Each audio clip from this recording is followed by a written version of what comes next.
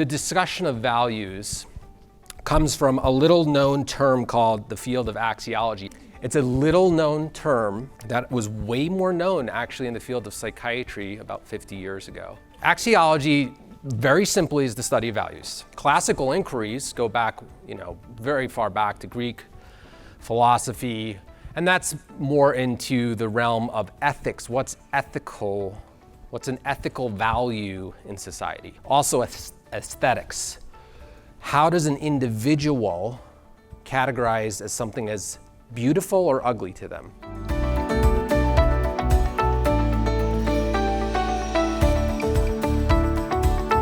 At the top is the thing that's most important in your life, okay? It's the thing that no one would ever have to twist your arm to do, right? You would get out of bed in the morning and you'd go do it because it's the most important thing to you. So that's your highest value. At the bottom is your lowest value. It's the thing that you would literally have to be dragged like this to get to do it, and you really don't want to do it, okay?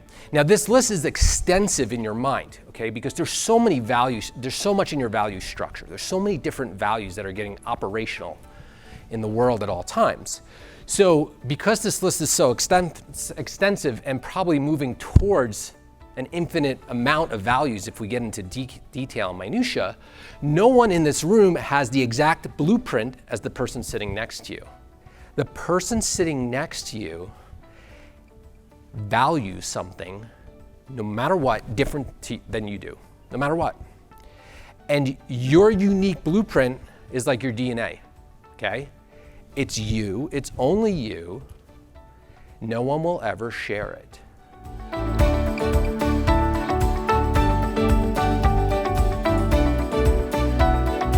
So where do values come from? Where is that most important thing coming from that you would get out of bed for?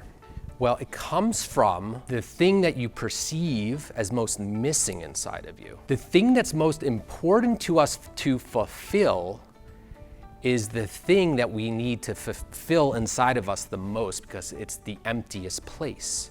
Self-worth is felt when you're actualizing your highest value. You cannot be actualizing what's most important to you in that moment that you are expressing what's most important to you and you're going after it.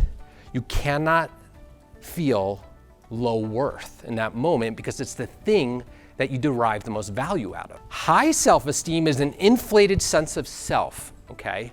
When we get into an inflated sense of self, we believe our values and what's important to us is better than the people around us. This is all a comparison game, self-esteem. Now, what comes up must go down because eventually you're going to compare yourself to another person's values that you're gonna put on a pedestal if you're in the self-esteem game and go, oh my God, I'm not doing what they're doing. I wish I was further along. That's the key thought. I wish I was like them or further along or, in my life. That's the key thought right there. And now you're taking in their values into yourself and now you're going into low self-esteem, okay? So this is just an important concept to hold.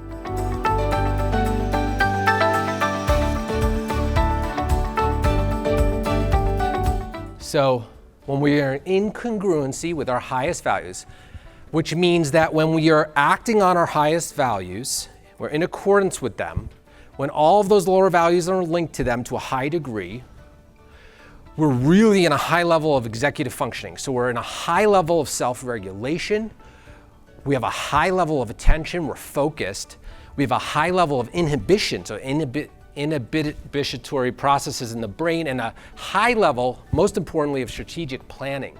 The key to behavior change is that behavior is most adaptable, disciplined, strategic, flexible, spontaneous, and easiest to modify in pursuit of your purpose. Makes sense? Because it's the thing you most care about. So you be willing to go after it.